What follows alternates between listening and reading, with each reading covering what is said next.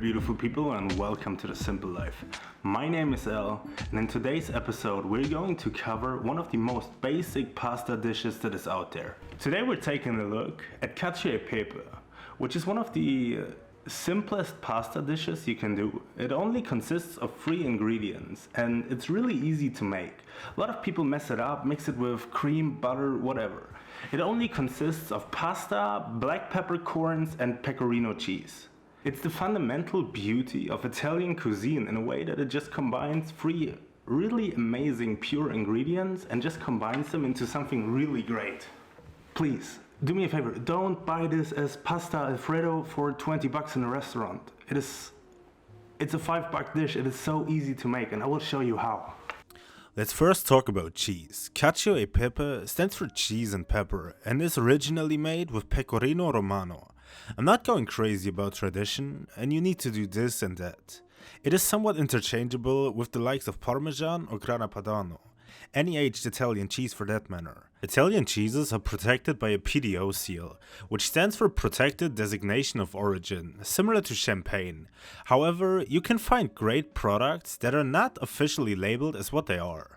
Nevertheless, pecorino is a sheep's milk cheese, and it has a very nutty, slightly tangy flavor. It's only aged for about 5 to 8 months and is therefore a lot brighter and less salty than the likes of Parmesan. When it comes to pepper, it's kind of a no-brainer, but if you're not doing it yet, you're missing out big time. Buy whole peppercorns.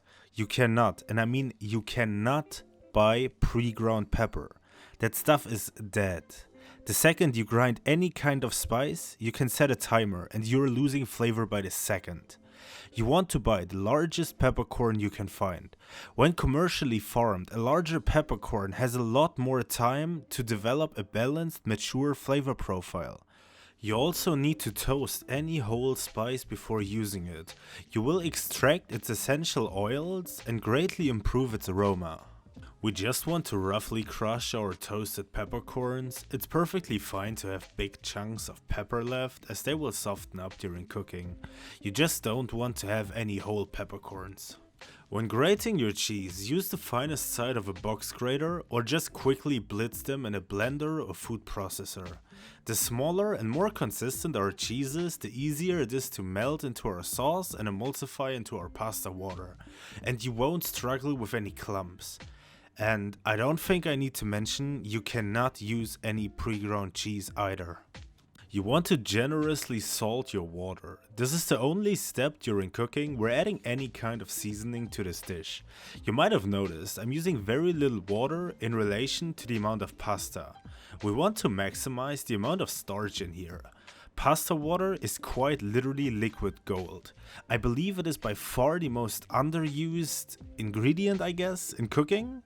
There isn't a single pasta dish I wouldn't want to finish with pasta water. The high starch content makes it so that our sauce emulsifies a lot easier and really clings to the pasta. If you don't know what an emulsion is, it's the mixture of 2 liquids that would naturally not mix, like vinegar and oil in a vinaigrette or egg yolks and oil in a mayonnaise. You want to cook your pasta al dente. I'm not a friend of recommended cooking times for pastas, as they're usually wrong. Rule of thumb is to do 2 minutes less than suggested and finish cooking your pasta in your sauce. Al dente means they have a little bite to them. The camera doesn't really pick it up, but you will see that the outside edges of your pasta are a lot more translucent and softer than the insides are. Now we want to add about a cup of pasta water to our pepper, just slightly soaking it and transferring our pasta over to our pan. Don't bother draining your pasta, we want to get as much water with us as possible. And once everything is evenly coated, lower the heat, add your cheese and stir everything in your pan. It will be very liquidy in the beginning, but as soon as everything is evenly emulsified and cools down, it will slightly solidify. Add more pasta water as necessary to achieve your desired thickness. You can toss your pan, but that's mostly for flexing and that delicious ASMR. Oh yeah, that's nice. You can see just how beautifully coated our pasta is, so let's plate that up. On a cutting board, I guess. Come on, we're not in the business of quarter portions here. See? That's better. So let's give it a taste, and goddamn, To quote our boy Andrew Ray, this is just a lot better than the sum of its parts. You have this really bright yet rich and nutty cheese, combined with that intense pepper aroma, finishing with a little bit of a heat.